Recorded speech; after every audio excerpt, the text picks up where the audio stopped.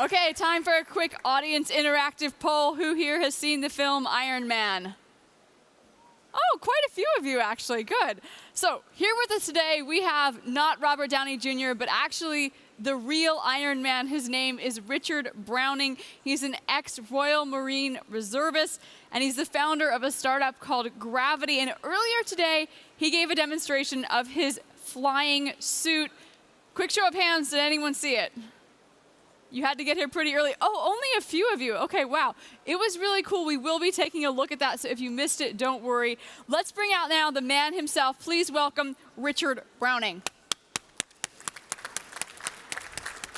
Richard, it's great to have you here in Berlin with us. I know a lot of people probably saw your TED Talk recently. That's on YouTube, also the article in Wired. Yeah. But I did see a lot of people in the audience did not make it to your demonstration, which I think is a real shame. Shall we give them a chance to take a look? Let's just do that. Okay, we've got a tape. Let's roll the tape, guys.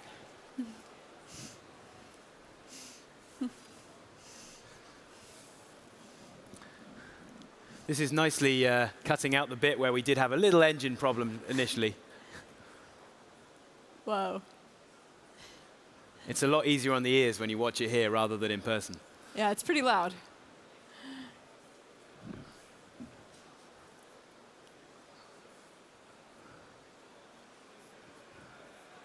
It's a very good way of clearing all the debris and dust and leaves out of the way. It's like the most expensive leaf blower.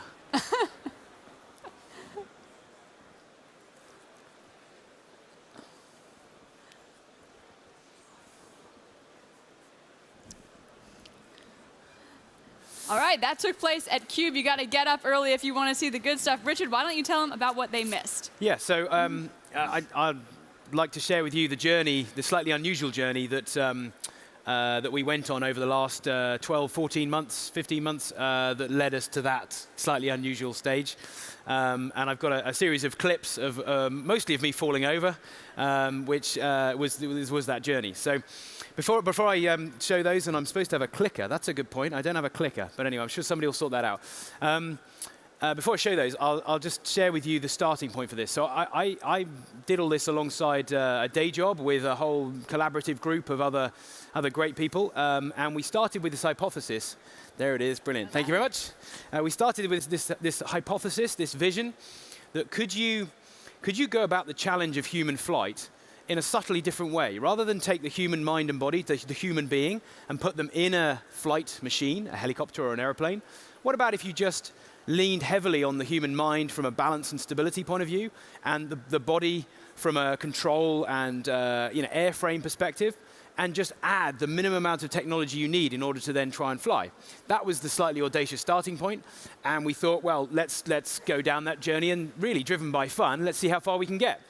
And I've got a little clip, which I'll hopefully play in a second, which tries to demonstrate or show you quite nicely an example of just how elegant the human body can be when it comes to strength and control and stability, which we've not got any sound running at all, by the way, so you might want to just turn it up a bit. There's no sounds going at all. So, oh, it is now. So this is one of my training partners in London. He's got 20 years to my junior, which is how old you should be doing this stuff. But it's just a little indication of just how amazing the human body can be from strength and control. So that's a pretty good starting point. So I'm sure he shouldn't have done that on the London Underground, but anyway, it was his fault.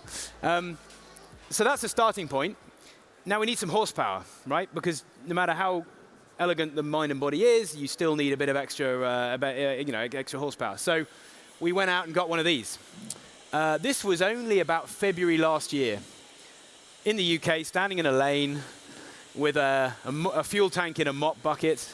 And this was kind of ground zero. This was playing around, getting familiar with how the engine worked, getting through a lot of assumptions that suggested none of this would be controllable. It would kind of rip your arm off. It would be too hot, too dangerous. So that worked so well, we then went and got two. And another field. And the real hero here is the lady in the background trying to do some gardening and ignore what we're doing in the foreground. Well, she tries. She fails eventually. And you can see, the stability, it's not too bad. It was starting to lift me with about 50 kilos, 45, 50 kilos. And when I hold these out horizontally, you can get a sense of just how much thrust there is. I really struggle horizontally. So, there's only one sensible thing you can do when you get to that stage. Let's go and get 4. And that's getting pretty good. And that's now about 90 kilos of lift. So, you know, if you don't carry too much fuel, and I'm not really wearing much in the way of extra equipment, that was starting to get pretty good. And then we carried on from there. This is now putting 2 on the legs, try and take a bit of the load through the legs. They're obviously better than the arms. That worked really well. What didn't work so well was the harness idea. But we kind of had a go and stuck with it for a while, but it just didn't really work. There you go.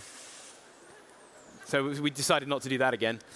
A lot of this journey was about learning from falling over, the whole classic learn from failure thing. Failure in this case means falling over. Here, I pinched a fuel line, so we made sure we didn't do that again. Also, I should note that that was 5 engines. I only had 1 leg because we had 1 engine in maintenance, but that didn't slow us down. We just thought we'd try it anyway. We went through down a few blind alleys as well. This was 3 engines on each arm. This is now 70 kilos of thrust on each arm. That was silly. It was quite funny trying, but it was not a good plan. We arrived at this idea of 2 on each arm, 1 on each leg, and you can see from these clips, it was starting to kind of get there, and it became obvious that the challenge really wasn't the technology, it was me learning the balance. So when you ride a bike, when you start to wobble, you steer into that wobble to bring your center of gravity back in alignment. You do that without thinking. And what became obvious here is that I had to try and get myself to learn the balance and control and stability without thinking about it. And it is inherently quite stable because you've got 2 thrust vectors here, 2 here, and 2 at the back. It's a big triangle sort of teepee tent thing. And it wants to stay stable. But as you rise up and you bring the thrust in, you're obviously going to start drifting around. But your arms and your brain have the capability to do these micro adjustments to balance it. But it took a while to try and build that up. As I say, that was quite exciting. But this next clip, if I've remembered the clips in the right order, this next clip is the moment when this whole endeavor went from maybe to actually, to our surprise, it really worked.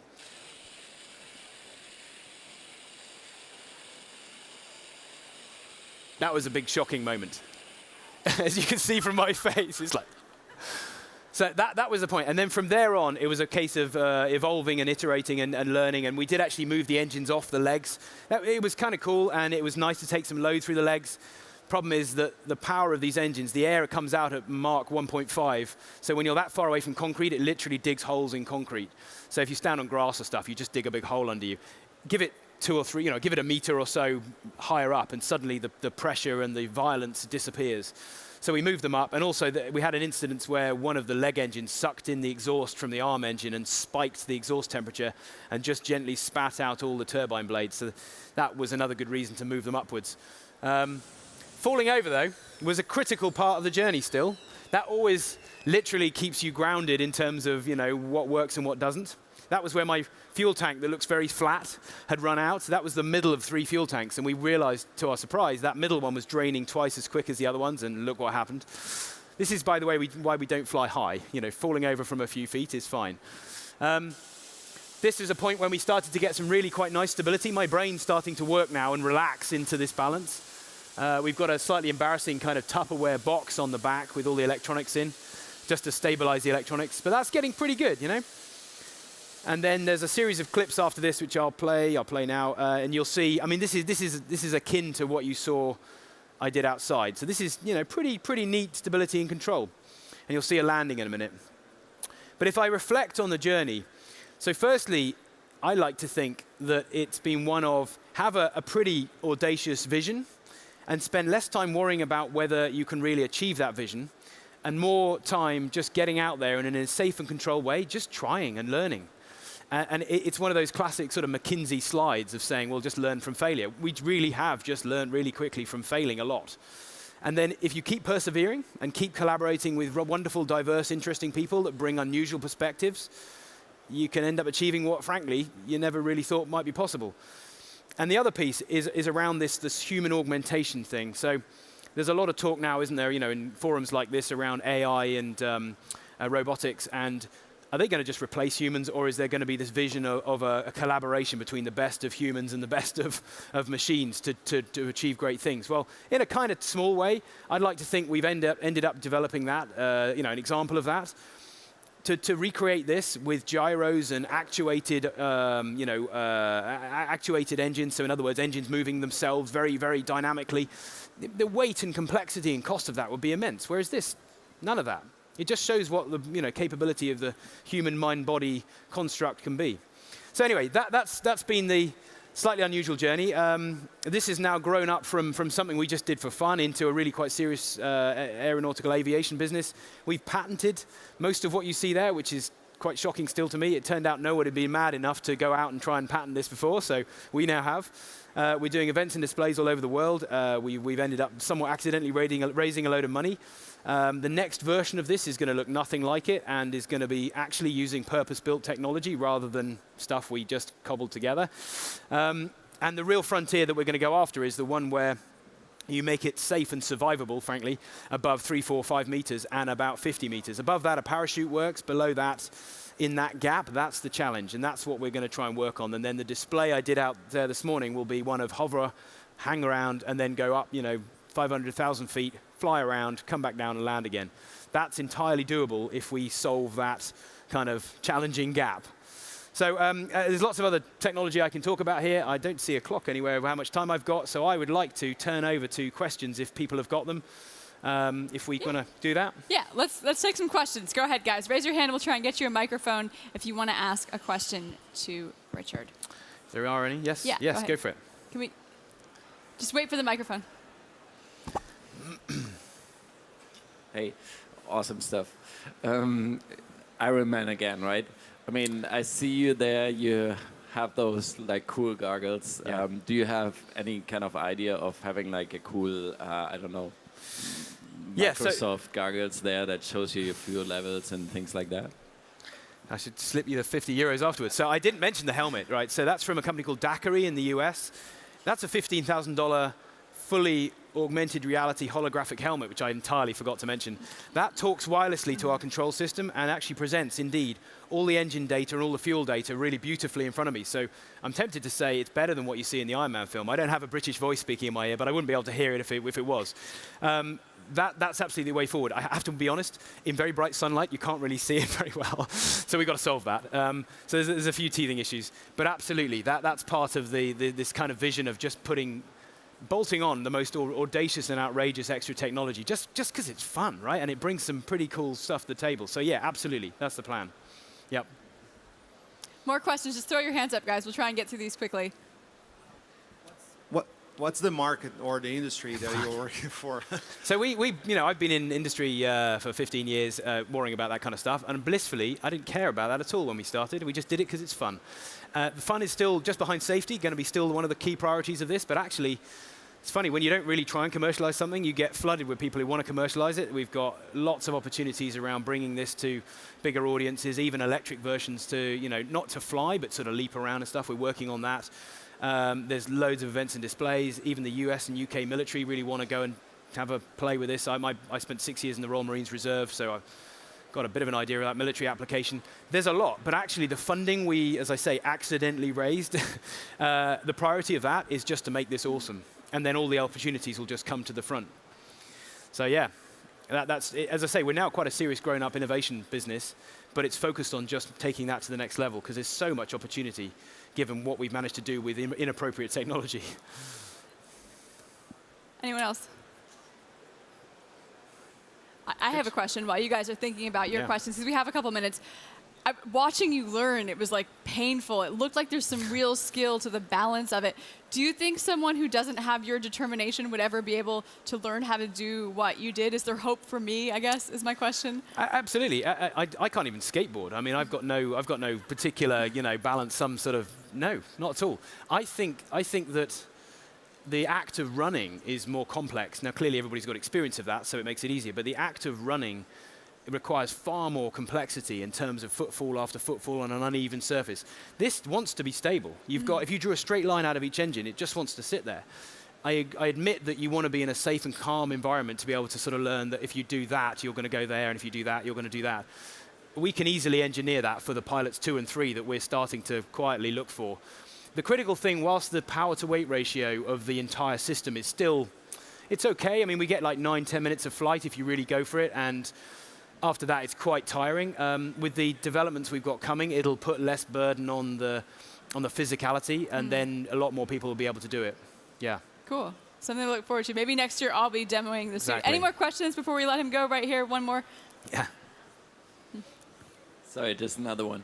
Would it be possible to combine this with some kind of exoskeleton or something so that you can automate certain movements and even me can fly that? Oh, sure you could. Yes, that's one of the future steps we're also looking at. So yes, you can imagine going in the future having an exoskeleton system going up the inside of your arms, and not only would that take some of the load, but a bit like a Segway, if you're kind of idiot and you just did that, you're going to go very quickly in that direction. It probably wouldn't let you because it's going to keep you out of trouble. That's obviously one of the next enhancements. We've got to be kind of careful to keep it as raw as possible, as kind of intimate to the human body as possible. Otherwise, you've just built a big jet engine drone, otherwise, that you're sitting in. We want to try and stay away from that. What seems to have really caught the public's imagination is this idea, and we didn't set out to build an Iron Man suit. We genuinely just arrived at that point.